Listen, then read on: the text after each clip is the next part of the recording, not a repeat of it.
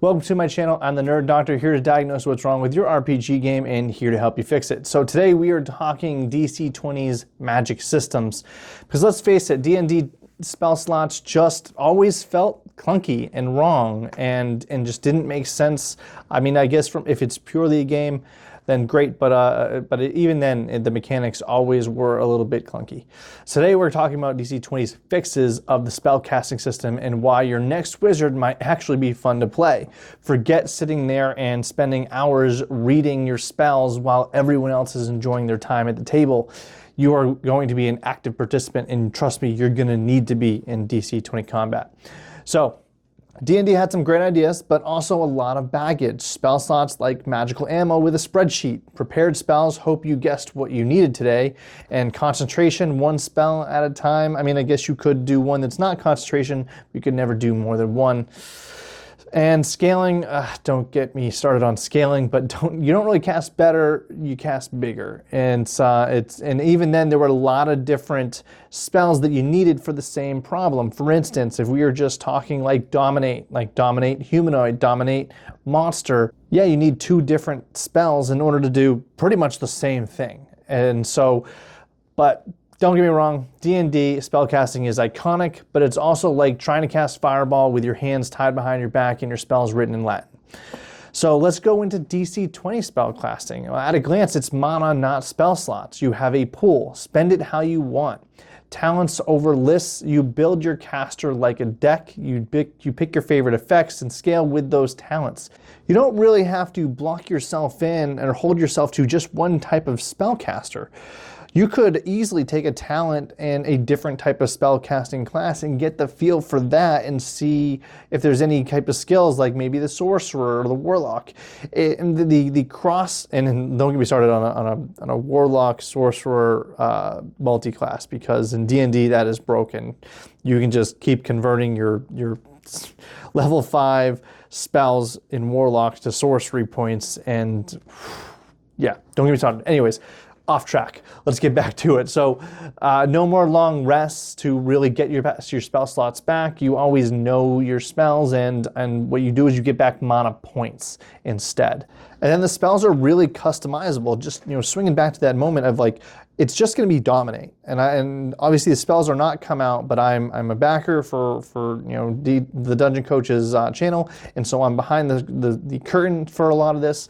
But and he says this too, but like you're going to have like a dominate spell, and that at normal maybe just a humanoid or an animal or something with less intelligence, and then you pour more mana into it in order to get bigger effects, like if you want to dominate a monster.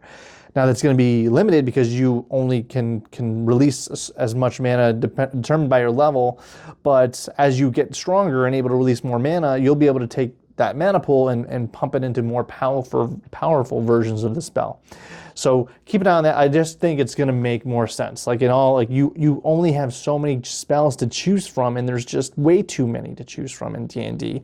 And so DC20 is going to consolidate that into a shorter list of spells, but the leveling is going to make more sense, in my opinion, and I think to many people who follow. Yeah, DC20 asks, why memorize 3 different type of fire spells when you can just learn to cast 1 or 2 fire spells and have 3 different possible effects with each of those fire spells? You want more area, pay more mana. You want to make it lightning, maybe you convert one damage type to another in certain type of spells. You want to mix effects, again, like you will be able to do that depending on the spell and whether you pay the action points or the mana points for it. In D&D, spellcasters often outscale everyone at higher levels. In DC20, it's not as much. The marshals and casters are equal threats. DC20's action point system means casters don't hog the spotlight, because to cast a spell, it takes, other than cantrip versions, it takes more action points to cast a spell than it does to swing a sword. And so marshals will be able to swing that sword more times as usual, but the damage is going to be relatively the same damage output, based so that you don't have this kind of, what do I choose? Always got to choose this. Spellcasters are always going to have more utility. It's just the way it's going to be because of spells. But Marshals have definitely, and I've talked about this in my Marshal videos, but they've gotten a lot more utility with the maneuvers and everything else that's coming into play. But they're tactical trade-offs, and mana management is key. Power isn't automatic. You have to invest in, you know, path points, talents, or just your own class to get more spells if you want to go there. And hey, no more arguing about whether silence breaks your campaign. And then there's also the spell focuses that you're going to get in the Magic system, which are going to be able to extend spells' range. They're going to make them more powerful. You know, focuses were just a complete and utter flare in D&D, but in DC20, you're going to get actual mechanical benefits from having different types of spell focuses and what you want to focus. Just like having a Marshal who focuses on different types of armor or weapons, the spellcasters are going to focus on different types of spell focuses, whether it's a grimoire, a wand, a staff. You know, there's an actual mechanical component to being a spellcaster and using those things and having proficiency in those things. Because just like a spellcaster doesn't get proficiency in armor and doesn't get the benefits of the weapon passive abilities, a Marshal class doesn't get those. I mean, if you get enough path points into it, you can certainly gain those abilities or talent into a Marshal class or talent into a spellcaster class, but it's not going to be automatic.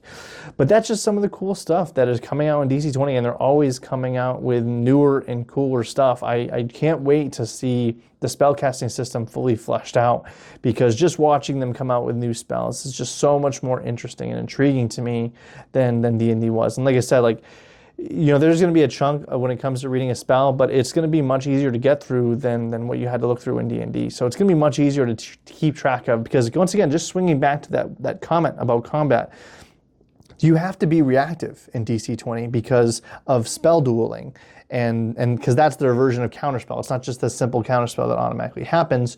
You have to choose a spell that you're trying to intercept another spell with. So you're gonna have to know your lists.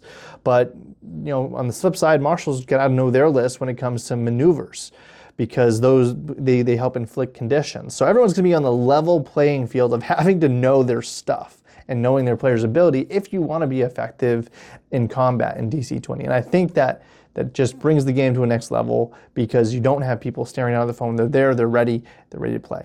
Because someone's really going to slow that down, and they're going to feel it. And they're going to have to get prepared quick if they're going to stay in that campaign and really enjoy it, because no one wants to hold everyone back.